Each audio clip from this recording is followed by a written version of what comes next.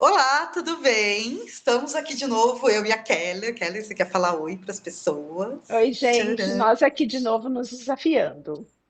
Sim!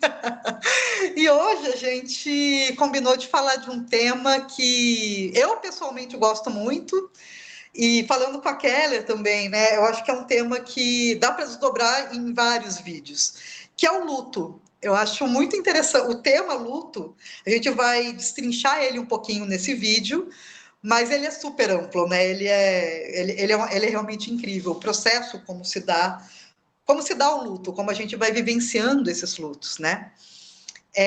O Freud vai debater esse tema, um dos primeiros textos onde ele traz isso, é o Luto e Melancolia, que foi publicado em 1917, onde ele vai fazer um paralelo entre o luto, que é o processo de perda, a gente costuma pensar o luto quando a gente perde alguém, quando alguém que é próximo a gente morre. Mas, na verdade, uma coisa que a gente vai debater aqui é que o luto, a gente vai viver vários lutos durante a vida. Existe um luto da perda de alguém, a perda de uma relação, a perda de um emprego. Diversas perdas a gente vai vivenciar como luto. E o Freud, nesse textinho, ele vai fazer esse paralelo. Eu vou falar um pouquinho do luto e depois a gente fala um pouquinho da melancolia. O que acontece quando. Vou pegar o exemplo de quando a gente perde alguém que a gente ama, porque parece que é um exemplo que fica um pouco mais fácil de visualizar. Existe uma relação com essa pessoa. Quando a gente tem alguém que a gente se relaciona, existe uma quantidade de libido que a gente direciona para essa relação.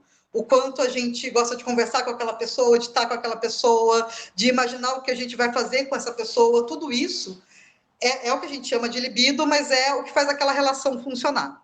Se acontece algo e essa pessoa morre, essa libido que a gente direcionava para essa pessoa, para essa relação, fica sem endereço, essa libido fica sem ter para onde ir. Quando a gente está vivenciando o luto, é basicamente, é quase que essa libido perguntando para a gente, e aí, o que a gente vai fazer agora? Para onde que a gente vai? Quando essa libido volta para a gente, ela volta dolorosa, ela volta com muita dor. E o processo de luto é a gente ir descobrindo para onde redirecionar essa libido para ela não ficar represada na gente. Uma das coisas que o Freud falou na melancolia, que a Keller vai trazer um pouquinho, é o que acontece no processo de melancolia, que é esse processo de, de represa, de retesamento da libido.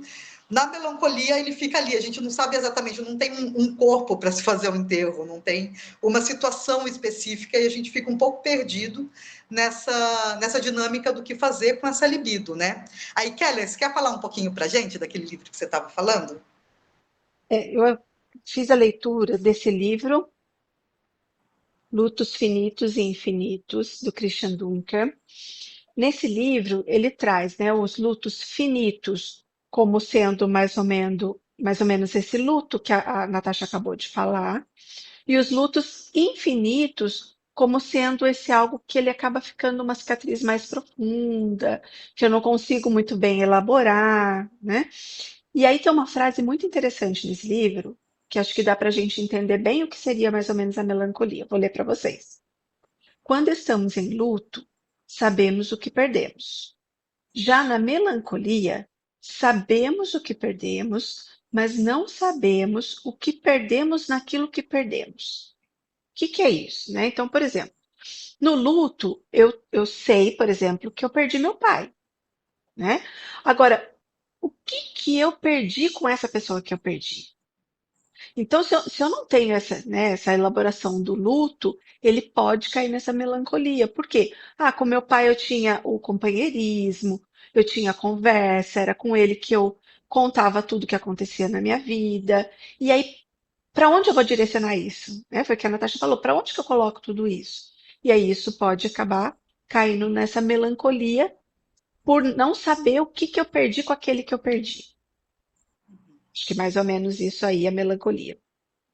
Falando um pouquinho do luto também, o luto eu acho que a gente vai processando ele conforme nós vamos falando. E aí esse falar não é só depois que acontece algo, né? A Natasha trouxe aí pra gente, quando eu perco alguma coisa ou uma pessoa, eu vou falar desse luto. Se a gente conseguir se antecipar um pouquinho, o que é se antecipar um pouco? Eu não consigo antecipar a morte. Mas se na minha família, por exemplo, existe a possibilidade de se falar de morte, isso já vai ajudando um pouquinho nesse processo de luto quando ele chegar.